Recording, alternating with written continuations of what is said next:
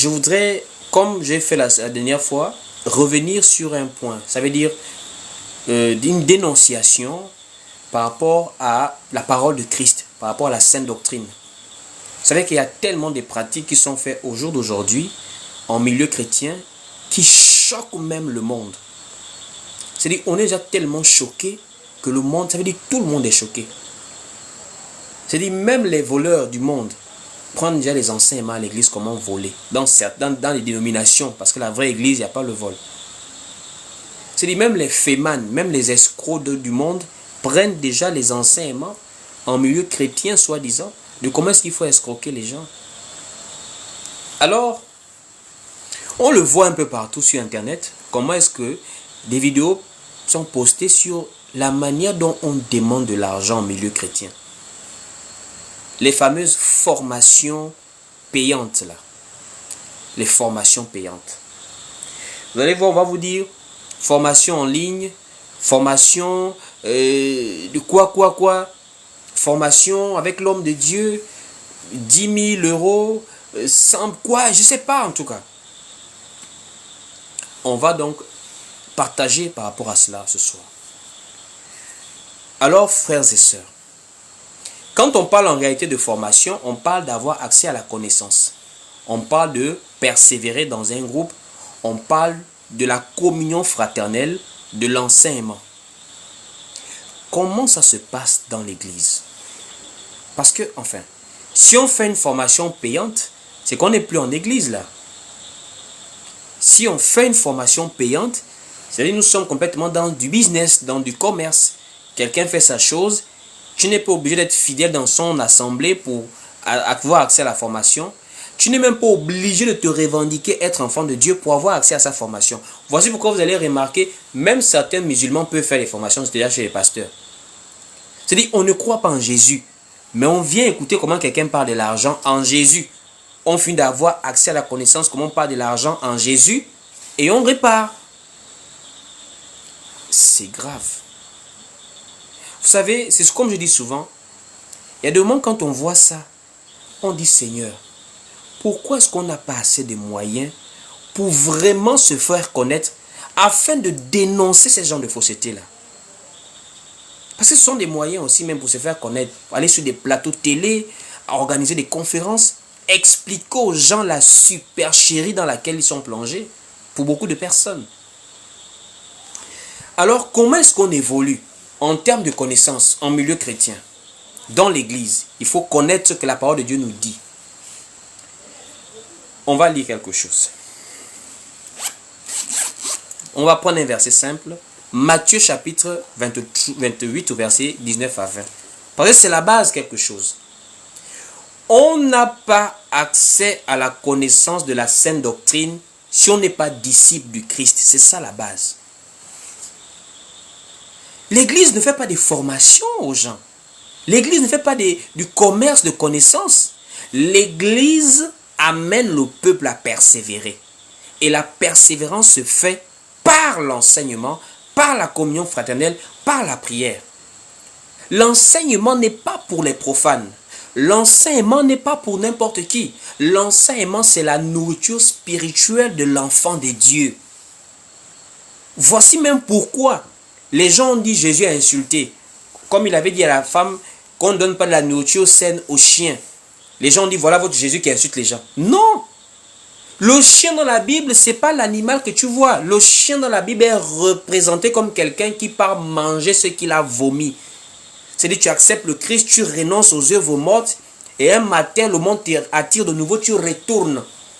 Et c'est comme ça qu'étaient perçus les gens qui ne croyaient pas en Dieu par rapport à la dispensation. Quand Dieu est chez les Juifs, les non-Juifs, les autres peuples des nations sont dans les ténèbres. Et c'est ce en quoi nous croyons par la parole de Christ qui est dans les Écritures. Donc aujourd'hui, c'est comme nous aujourd'hui, on est dans l'église, mais on n'enseigne pas tout le monde n'importe comment. Quelqu'un sort d'où il sort, il ne confesse pas le Christ, il est peut-être dans une autre religion, une autre croyance, il est musulman, il va venir me voir, frère Willy, moi, enseigne-moi l'arbre de la connaissance du bien et du mal. Lui, il fait quoi avec ça? Je ne suis pas tenu de l'enseigner sur ça. La base que nous avons à faire aux gens, c'est de leur prêcher le Christ afin qu'ils puissent naître de nouveau et devenir des disciples. Ce sont les disciples qui persévèrent dans l'enseignement. Ça me rappelle un jeune frère, je l'appelle frère, hein, parce que je lui avais prêché la parole il y a plusieurs années, ça vraiment peut-être à 5 ans, 6 ans ou 7 ans comme ça. Il est dans un autre pays d'Afrique, en Afrique centrale ici. Hein. Et comme il y avait la distance, je lui enseignais la parole. Un temps, il a été gagné par des groupes de personnes là-bas qui enseignent vraiment des histoires, ils mélangent les prophéties n'importe comment. Et il vient maintenant me voir, non frère, ça. Comme on était à distance, on n'a pas pu bien se faire comprendre, il est parti. Quand il part là-bas, il se rend compte qu'il s'est trompé. Il s'est embrouillé là-bas, il revient maintenant vers moi. Et il m'a vu sur TikTok ici. Oh frère, je te cherchais, homme de Dieu, je te cherchais. Il a pris le numéro, il est venu sur WhatsApp. Et quand il vient sur WhatsApp, il met mon numéro dans un groupe. Ils sont plusieurs. Il me dit, non frère, enseigne-nous frère. Tu es un homme de Dieu, tu dois nous enseigner. Je dis, mon frère, je dois vous enseigner, ça veut dire quoi? C'est toi qui me dis de vous enseigner ou c'est le Seigneur qui me commissionne? Nous sommes des disciples du Christ. Je ne suis pas ton disciple, je ne suis pas ton envoyé, je suis l'envoyé de Dieu. Ça veut dire, je fais ce que Dieu me dit de faire. Selon Jean 3, 34, celui que Dieu envoie dit les paroles de Dieu. Et Jésus-Christ dans Matthieu chapitre 28, du verset 19 à 20, il a dit, allez, faites de toutes les nations des disciples. Tant que tu n'es pas un disciple selon la doctrine du Christ, je ne t'enseigne pas. Je vais t'enseigner pour quelle raison? Puisque je ne suis pas redevable à quelqu'un sur la terre. Je dois chercher à plaire à Dieu et non aux hommes. Ni l'argent, ni les relations humaines, ni la gentillesse des hommes ne doivent m'amener à faire ce que la parole de Dieu ne me dit pas de faire. Je vais commencer à me placarder. Non, allez, enseignement sur le nouvel ordre mondial, sur la marque de la bête, formation privée, 10 000 francs ou 100 000 francs. Ça, c'est quelle affaire, ça? C'est de l'escroquerie du haut niveau, bien organisé, ça. Ce qui m'étonne, ce n'est pas ces gens qui font ça. Ce qui m'étonne, ce sont des gens qui sont assis et disent amen à cela. C'est ce qui me dépasse. Alors, tout commence par d'abord être un disciple. Si tu n'es pas un disciple, l'enseignement biblique ne te sert à rien. L'enseignement biblique n'est pas un enseignement intellectuel. Ce n'est pas un enseignement d'ordre logique. C'est un enseignement de foi. C'est un enseignement de foi qui ne nourrit pas l'intellect, mais qui nourrit l'esprit, qui nourrit l'âme. Je ne peux pas venir vous enseigner des thèmes bibliques pour nourrir votre intelligence. Je viens nourrir l'âme. Jésus a dit à Satan, l'homme ne vivra pas de pain seulement, mais de toute parole qui sort de la bouche de Dieu. Ça ne s'adresse pas aux neurones, ça s'adresse au cœur, ça s'adresse à l'âme. C'est là que nous avons le salut par la parole du Christ. Donc on vient faire des nations des disciples. On vient réconcilier les hommes avec Dieu afin de faire d'eux des hommes et des femmes spirituels. Selon Jean chapitre 4, Dieu est esprit et ceux qui l'adorent doivent l'adorer en esprit et en vérité. Toi, tu n'es pas disciple du Christ. Toi, tu n'es pas fidèle du Seigneur. Je vais t'enseigner sur quelle base? Voici pourquoi leurs formations sont ouvertes à tout le monde. Alors que dans l'église, il y a un filtrage. On n'accepte pas tout le monde dans l'église. Hein? Ça vous étonne. Hein?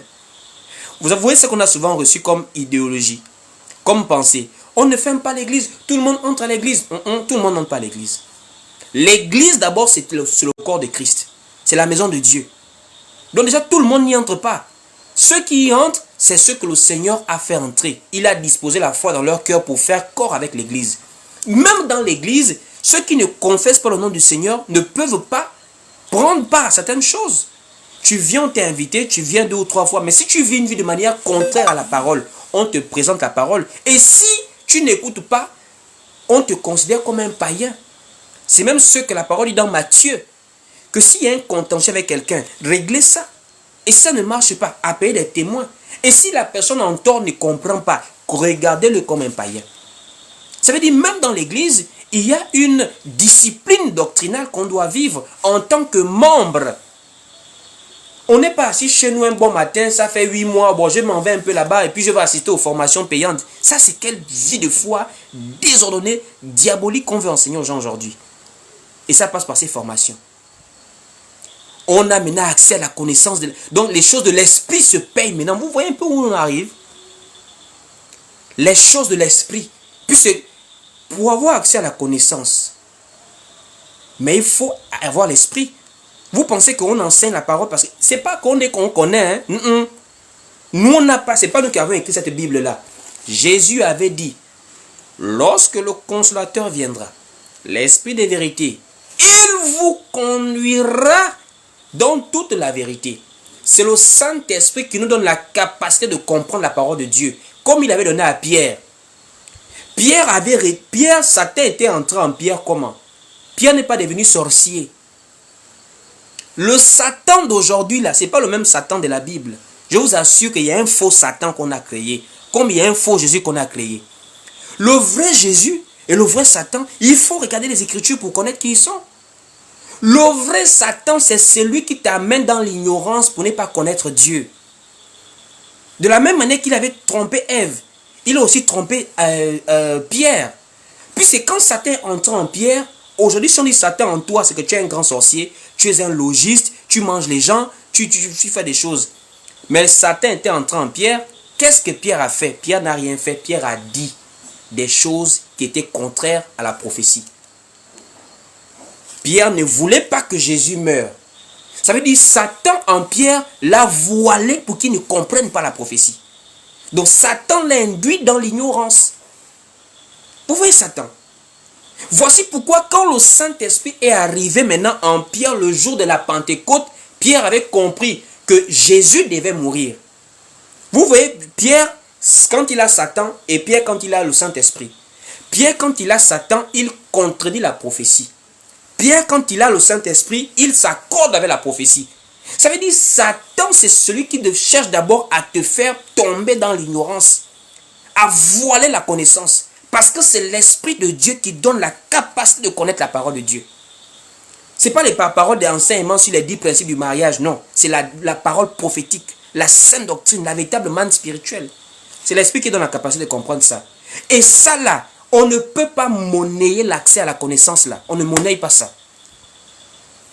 Voici pourquoi Simon le magicien, il a voulu demander ça avec l'argent à Pierre. La puissance là, j'ai fait comment? La manière dont Philippe a travaillé là, j'ai fait comment? Parce que Philippe a prêché et il a fait des miracles. Philippe n'a pas seulement fait des miracles. Philippe a prêché le Christ et il a fait des miracles. Et quand Simon le magicien voit que mais le petit là est fort, il parle d'une manière et puis il a encore la puissance. Pierre, je fais comment? Je peux avoir la chose là comment? Pierre lui dit, tu n'as pas de droit dans cette affaire. Parce qu'on ne peut pas monnayer les choses de Dieu. On ne peut pas monnayer la parole de Christ. On ne peut pas monnayer l'accès à la connaissance du Seigneur. Ce n'est pas pour nous, c'est pour le Seigneur. Nous ne sommes que des instruments par lesquels il véhicule son message. Or, il a dit, vous avez reçu gratuitement, donné gratuitement. Ça veut dire, on donne sans demander, sans rien forcer à quelqu'un d'investir. Ce n'est pas des investissements. Ce qui soutient l'Église, ce sont les dons. Ça veut dire on donne de manière volontaire avec l'amour qu'on a pour le Seigneur. On est reconnaissant envers le Seigneur, on aime le Seigneur, voici pourquoi on soutient. On ne donne pas parce qu'on nous force à donner. On ne donne pas parce qu'on croit que quand on va donner, on va recevoir. On a déjà tout reçu en Christ. Son sacrifice à la croix t'a déjà rendu riche. T'a donné la santé. C'est maintenant à toi de te déployer sur la terre. Comment réfléchir pour travailler cette richesse? Comment bien vivre pour pouvoir avoir cette santé? C'est pas Jésus qui va te dire non, arrête de boire le coca. Arrête de prendre la mayonnaise, le cube magie. Ce sont des produits qui détruisent la santé. Même la médecine dit ça. Mais on a réussi à faire croire aux gens que c'est la prière qui donne la bonne santé. Alors que tu manges mal. Tu ne fais pas travailler le corps. Même nos mamans au village allaient à la pêche à chaque fois. Elles partaient pêcher le poisson, elles allaient en brousse. Mais de nos jours, on est assis sur les canapés chaque jour et on veut avoir la bonne santé. Et on nous fait croire que quand tu es malade, va chez le pasteur. C'est de l'arnaque. Parce que quoi, il y a de l'argent au milieu.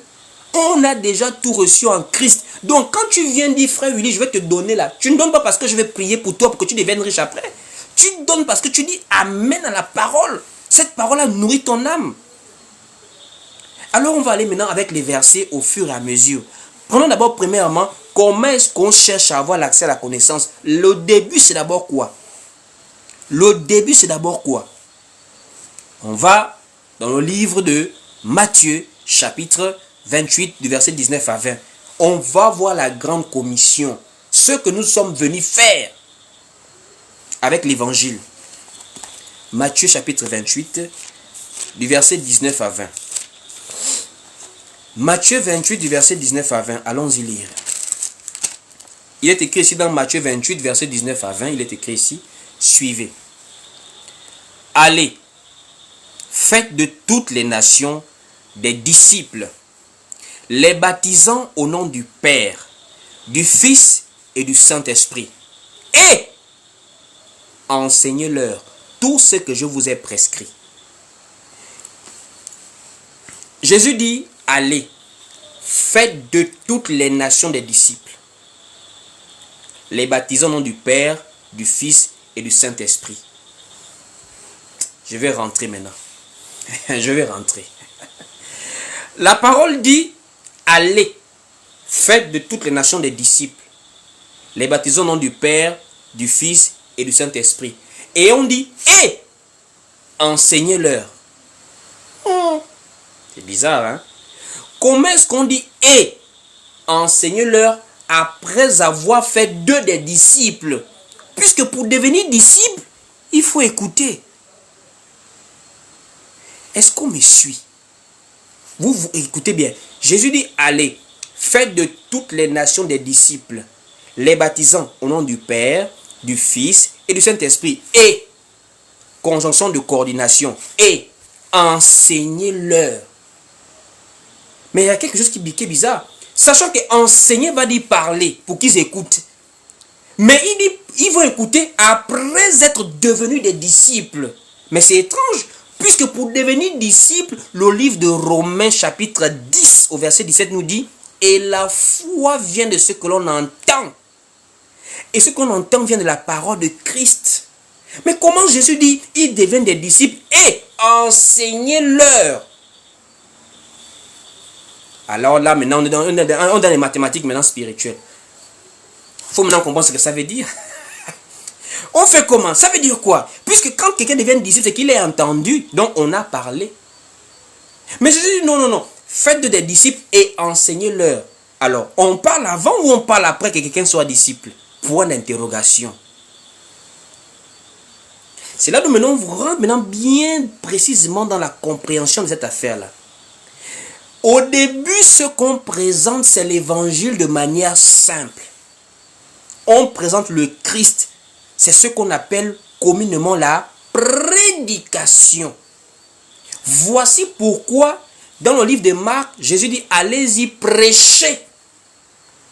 Et même dans le livre de Matthieu 24, Jésus dit, cette bonne nouvelle du royaume sera prêchée.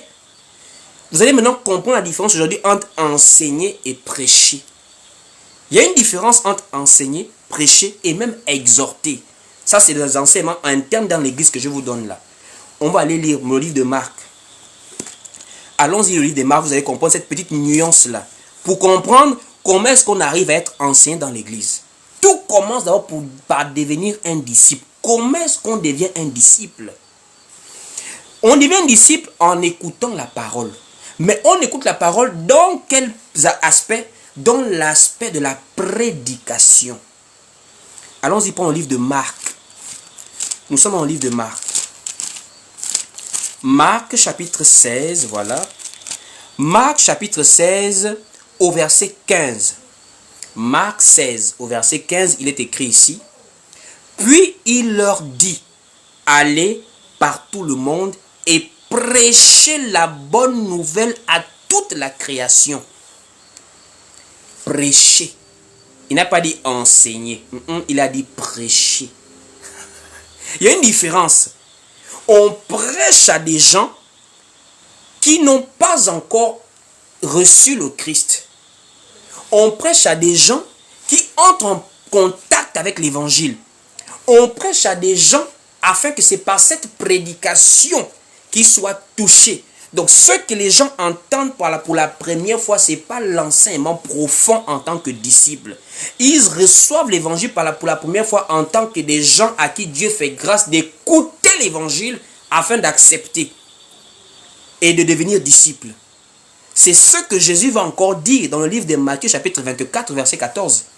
Il dit, cette bonne nouvelle du royaume sera prêchée dans le monde entier pour servir de témoignage à toute la création. Allons-y lire Matthieu chapitre 24 verset 14. Allons-y lire ça. Matthieu 24 verset 14. Vous-même lisez, il est écrit ici. Dans Matthieu 24 verset 14. Cette bonne nouvelle du royaume sera prêchée. Pas sera enseignée. Sera prêchée. Dans le monde entier pour servir de témoignage à toute la création, à toutes les nations. Prêche. On prêche pour que quelqu'un devienne un disciple. On prêche. Voici pourquoi, quand Philippe est allé en Samarie, Philippe est parti trouver des gens qui avaient déjà été abrutis, aveuglés par ce que Simon le magicien faisait. Ce n'étaient pas des disciples. Voici pourquoi il n'est pas allé enseigner, il est allé prêcher. On prêche au monde. C'est ce qu'on appelle communément l'évangélisation. On n'évangélise pas les gens dans l'église, on évangélise dehors. Or, ce qu'on fait dehors en évangélisation, c'est de parler. Seulement, la manière dont on parle dehors, ce n'est pas la même manière dont on parle dans l'église. Voici pourquoi, en réalité, on est obligé d'avoir des forums comme sur WhatsApp, etc. Parce qu'il y a des enseignements, il y a des orientations, même doctrinales, que je ne peux pas donner ici. Ici, ce n'est pas tous ceux qui me suivent, qui croient à la parole, qui sont vraiment dans la vérité et qui sont avec nous en assemblée. Ici, on donne une partie. Maintenant, l'enseignement continue. On donne ça à ceux qui persévèrent avec nous dans des groupes. C'est comme dans des assemblées en présentiel. Donc, la prédication, c'est la base d'abord. Il faut que la personne accepte. Philippe est parti faire cela. On dit Philippe, il prêcha. On n'a pas dit l'enseigner, on dit il a prêché le Christ en Samarie. Allons-y pour le livre de Actes chapitre 8. Acte 8. Allons-y dans Acte 8. Il est écrit ici dans Acte chapitre 8. On y va. Vous-même écoutez. Acte 8 au verset 5. Acte chapitre 8 au verset 5, il est écrit ici. Philippe, étant descendu dans la ville de Samarie, il prêcha le Christ. Il a prêché.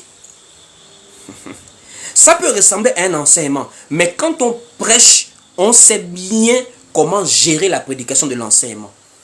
Il y a un type d'enseignement qu'on ne peut pas facilement donner ici. Parce que ce que je donne ici, là, c'est pour que le Seigneur touche les cœurs. Mais ceux qui sont déjà avec moi, je sais qu'ils sont déjà dans le Seigneur. Là maintenant, en tant que des disciples, on leur enseigne. Ici, on prêche et on enseigne à un disciple. Vous voyez la différence? Voici pourquoi on comprend maintenant mieux le livre de Matthieu 28, verset 19 à 20. Jésus dit, allez, faites de toutes les nations des disciples, les baptisant au nom du Père, du Fils et du Saint-Esprit. Et donc quand quelqu'un a déjà écouté la prédication et il a dit Amen, je reçois le Seigneur, il prend son baptême, là, il devient un disciple. Et là, il faut maintenant lui enseigner tout ce que le Seigneur a prescrit. C'est maintenant dans cela que vous allez remarquer quelque chose.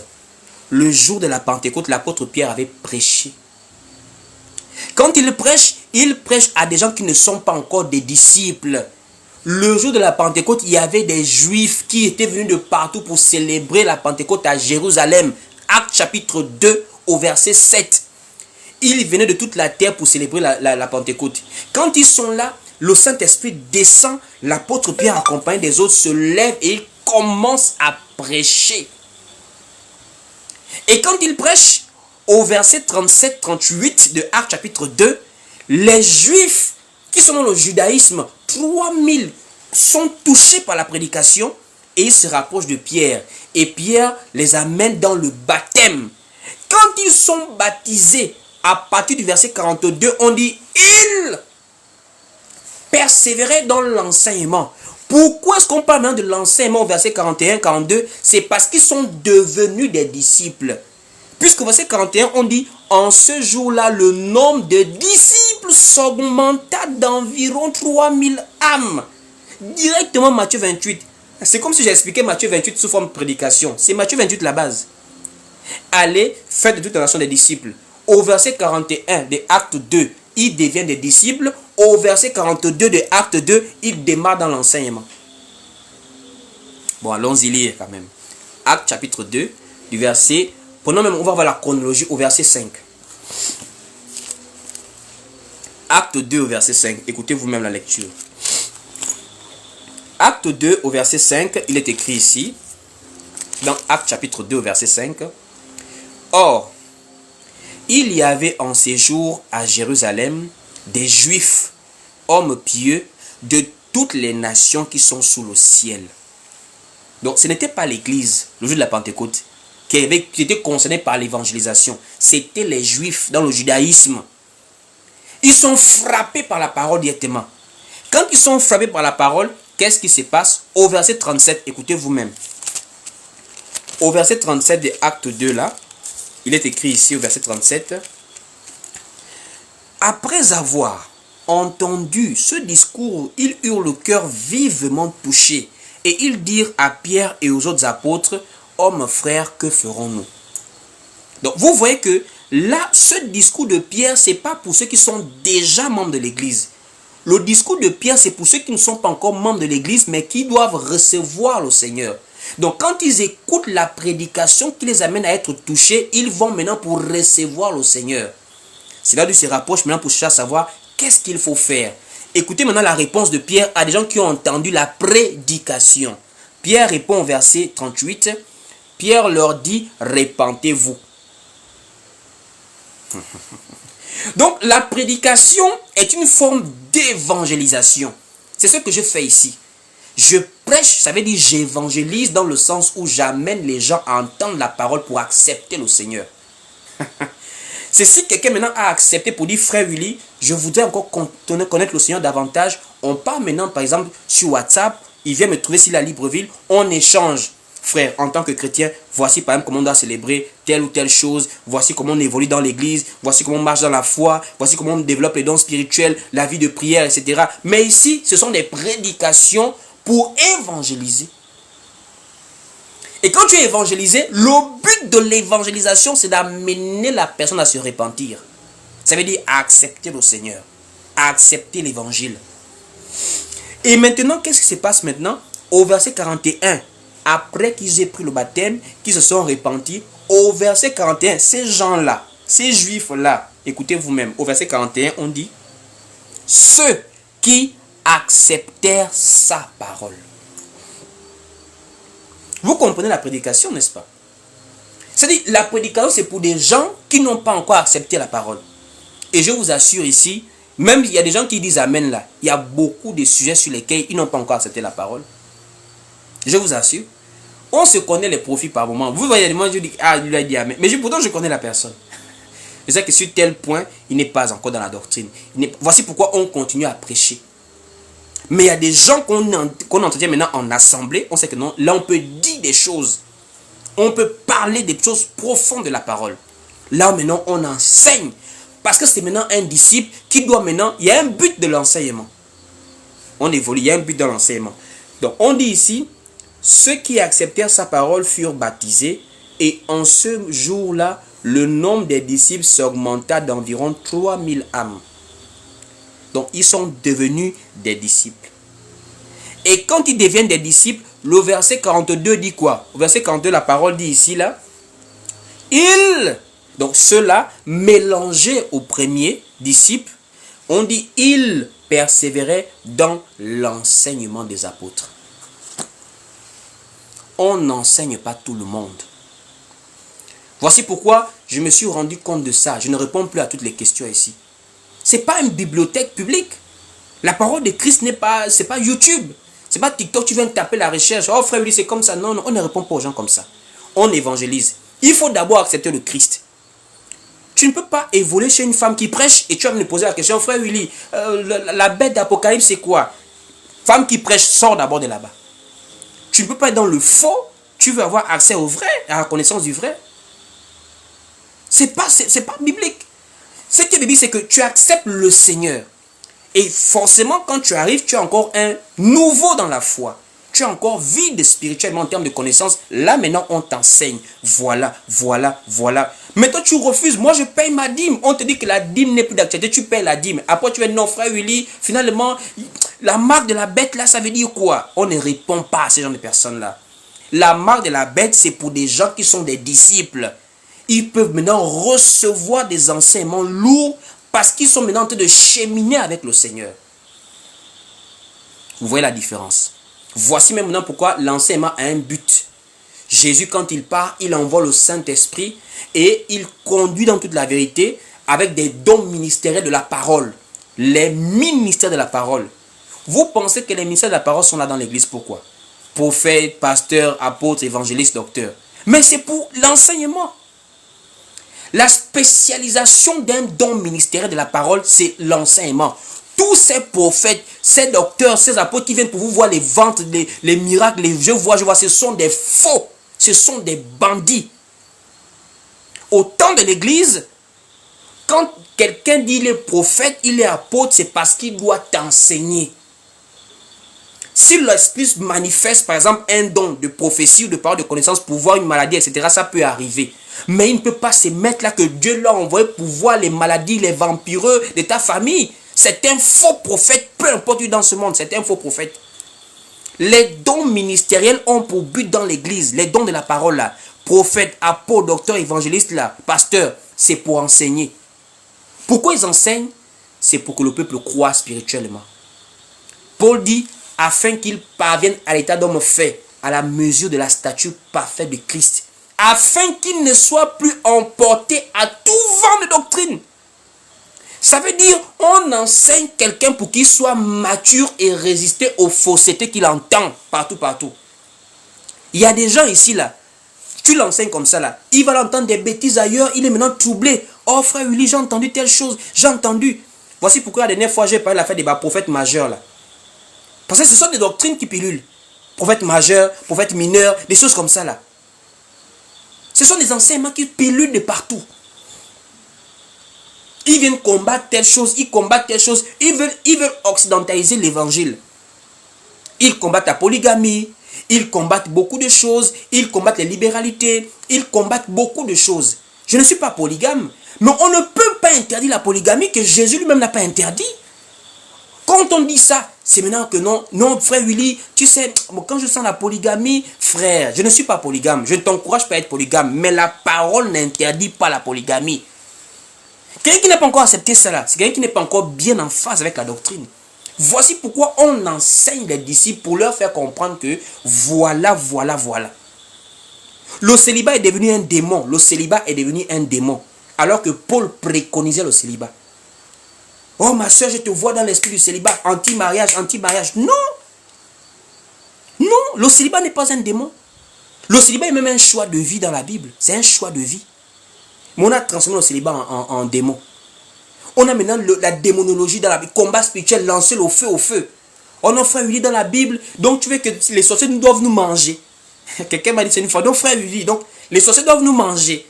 J'ai compris que non, toi, tu n'es pas encore né de nouveau en fait. Voici pourquoi quand quelqu'un a accepté le Seigneur, on le fait asseoir, on lui enseigne. Pourquoi on lui enseigne? C'est parce qu'on est conscient que de nos jours, en termes Bible, en termes enseignement biblique, si tu n'es pas bien assis, tu ne vas jamais être stable. Parce que tout ce que je vous dis là, quelqu'un va venir contredire ça quelque part. Oh non, là je ne suis pas d'accord, là je ne suis pas d'accord, là je ne suis pas d'accord. Il faut avoir la connaissance qui te rend mature, stable. Et ça, ce n'est pas une formation, comme on dit, payante. Quelqu'un va sortir de nulle part là-bas pour venir s'asseoir là. C'est quelqu'un qui marche avec le Seigneur, qui est dans la foi, qui est enfant de Dieu. C'est quelqu'un comme ça que nous, on est maintenant en train d'enseigner pour lui mettre les bases dans la vie de foi. Les bases. Allons-y lire cela. Le livre de Éphésiens chapitre 4, à partir du verset même 11. Éphésiens 4, verset 11. Éphésiens 4, verset 11, on va lire. Et il a donné les uns comme apôtres, les autres comme prophètes, les autres comme évangélistes, les autres comme pasteurs et docteurs. Écoutez la suite. Moi, c'est la suite qui m'intéresse. Il dit ici, pour le perfectionnement des saints, en vue de l'œuvre du ministère et de l'édification du corps de Christ. Verset 13.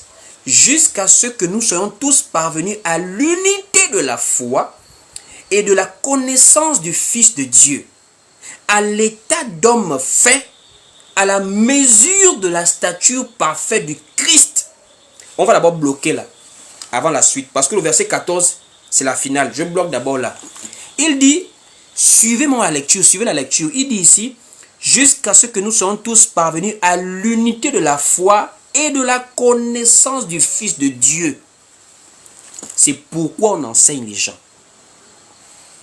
L'unité de la foi et de la connaissance du Fils de Dieu. Pourquoi? C'est ça la vie éternelle. Le livre de Jean, chapitre 17, au verset 3, la parole dit, or la vie éternelle, c'est qu'ils te connaissent, toi le seul vrai Dieu, et celui que tu as envoyé, Jésus-Christ. Tant que tu ne connais pas Jésus, tu ne peux pas être sauvé. Puisque c'est la connaissance de Jésus qui donne le salut, c'est Jésus-Christ lui-même le salut. Or, tu vas parfois remarquer où nous sommes là, tout le monde ne voit pas Jésus-Christ de la même manière. Il y a des gens là, pour eux, Jésus est mort à la croix pour qu'il ait le travail. Ce n'est pas le Jésus que moi je connais. Il y a des gens là, Jésus est mort à la croix pour qu'il ait le travail. Ce n'est pas le Jésus-Christ que moi je connais. Il y a des gens là, Jésus, c'est-à-dire en Jésus, il ne peut pas, il est la tête et non la queue. Ce n'est pas le Jésus que moi je connais. Le Jésus que moi je connais, c'est le Jésus que Paul a dit dans le livre de 2 Corinthiens chapitre 5. Il dit, Dieu était en Christ, réconciliant le monde avec lui-même. Ça veut dire, Jésus est mort à la croix. Jésus est un pont. Jésus est un pont qui a réconcilié les hommes avec Dieu. La croix là, c'est un pont. Parce que le péché avait séparé l'homme de Dieu. Donc, le pont, c'est Jésus. C'est par la croix que nous retournons vers Dieu. Ça veut dire, en Jésus, c'est la vie éternelle. Le mariage là, c'est sur la terre. Argent là, c'est sur la terre. Mais là, Dieu là, c'est l'esprit. C'est par Jésus qu'on repart vers Dieu. Si on n'est pas encore à cette même compréhension là, c'est qu'il faut encore enseigner les gens. C'est pourquoi on les enseigne. On leur montre la parole. Pour qu'on puisse tous arriver à un même cœur, une unité parfaite, que quand moi je parle de Jésus, tous mes frères et sœurs reconnaissent que ça c'est le vrai Jésus. On doit avoir la capacité de savoir que ça c'est pas Jésus qui est enseigné ici là, c'est le faux Jésus. Voici pourquoi Paul avait dit, si on vous enseigne un autre Jésus, un autre évangile, un autre esprit, parce que Paul savait qu'il y a de la falsification dehors. Il faut que les gens soient enseignés. C'est pourquoi on enseigne. On n'enseigne pas des gens qui viennent pour... Oh, j'ai écouté seulement, après je pars dans mon église. On n'enseigne pas comme ça là. On n'enseigne pas des gens qui disent je viens seulement écouter, après je pars dans mon église. Comme on fait dans les lives ici là.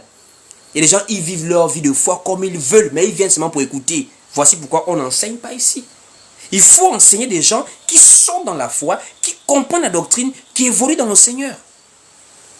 Et maintenant la suite, c'est pourquoi la suite, on descend au verset 14. On dit ce verset 14. Afin que nous ne soyons plus des enfants flottants et emportés à tout vent de doctrine par la tromperie des hommes, par la peur, par leur ruse dans les moyens de la séduction. C'est ce que je disais. Les fausses doctrines. L'enseignement protège le croyant, le disciple, des fausses doctrines, frère. Les fausses doctrines, il y en a eu depuis que le Seigneur lui-même était là. Et jusqu'aujourd'hui, il y a les fausses doctrines. Les faux enseignements, je vous assure, il y a tellement de faux enseignements là, dans le monde là. TikTok là, c'est grave. Des faux enseignements qui vous perturbent votre vie de foi. On dit à quelqu'un qu'en Jésus, tu es pécheur en Jésus.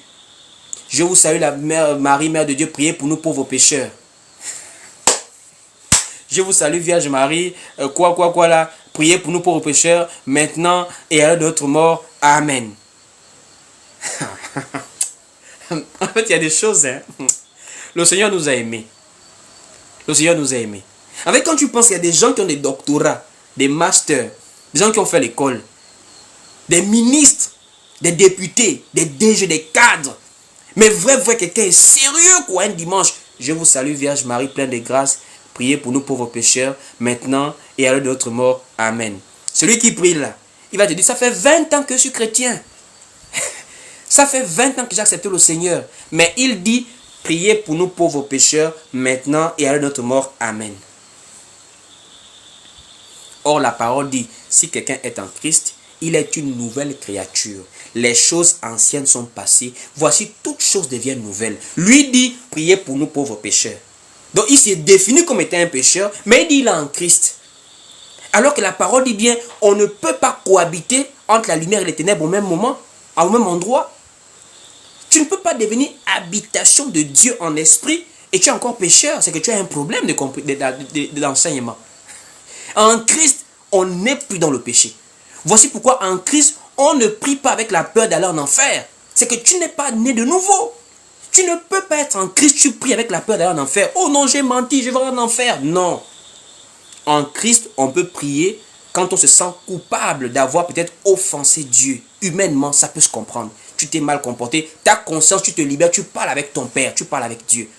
Mais c'est pas Jésus, vraiment, les impudiques qui iront en enfer, les menteurs. Ça veut dire, quand quelqu'un a eu une faiblesse, il se sent déjà condamné.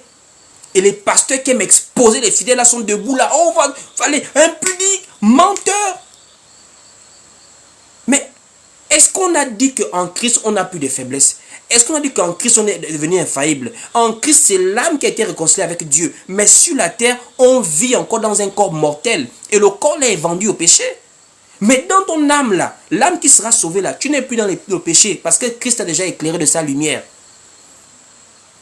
Quelqu'un comme ça là, il faut le faire asseoir pour lui enseigner. Voici pourquoi on enseigne. Et cet enseignement là se fait en lieu saint, dans des assemblées. Ça ne se fait pas dans des formations payantes, c'est du vol. Même comme je suis là, si je vous dis venez on partage la parole, c'est pour pouvoir nourrir vos âmes.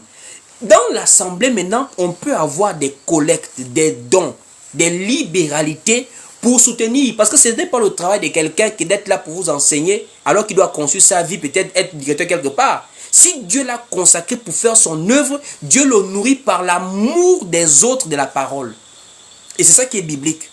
Celui qui travaille à l'évangile vit de l'évangile, mais il vit de l'évangile par la libéralité des gens qu'il enseigne, pas par l'obligation des formations payantes. C'est du vol. On doit te donner parce que Dieu nous touche le cœur, parce qu'on sait que tu es un vrai envoyé de Dieu, on te bénit volontairement. Tu fais une formation et des gens se font filmer. C'est-à-dire la caméra est braquée sur quelqu'un. Il va dire non, formation payante. Donnez là-bas, prendre des engagements. Mais ça, c'est quelle marmaille comme ça. Ça, c'est quel vol comme ça. C'est pas possible. C'est pas possible. Concert payant. Formation payante dans l'église. Formation théologique payante. Je répète, la libéralité est normale dans l'église. Le soutien à l'œuvre est normal dans l'église. Mais pas payante. Ça, c'est pas. Non, ça, c'est gravissime. C'est gravissime. Même la bénédiction du Père spirituel. Ne tombez pas dans ces choses-là. Notre Père spirituel, c'est Dieu. Notre Père, le mot Père spirituel n'est pas attribué à un homme dans l'église. Hein. Bibliquement, le mot Père spirituel n'est pas attribué à un homme. Et je crois que j'ai déjà enseigné sur le mot Père spirituel. Maintenant, je vais peut-être encore bien revenir dessus avec beaucoup plus de détails. Dans les Écritures, ces pères ont la foi qu'on connaît. Parce que Paul a appelé ses fils dans la foi, comme Timothée et Tite, fils en la foi et non fils spirituel. Parce qu'il y a une différence. Fils spirituel veut dire dans l'esprit tu es son père. Or, dans l'esprit, c'est Dieu qui est notre père. Mais dans la foi, tu peux être le père de quelqu'un dans le sens où c'est toi qui l'as encadré. C'est par toi qu'il a connu le Seigneur. C'est par toi qu'il a évolué dans la foi. C'est ça qu'on appelle un père dans la foi. Ça veut dire que nous avons comme des moniteurs, des anciens, des encadreurs, des gens qui nous ont enseigné le Seigneur, qui nous ont conduits dans le Seigneur, qui nous ont montré la doctrine. C'est ça qu'on appelle un père dans la foi. Mais l'affaire des pères spirituels, notre père spirituel, c'est Dieu.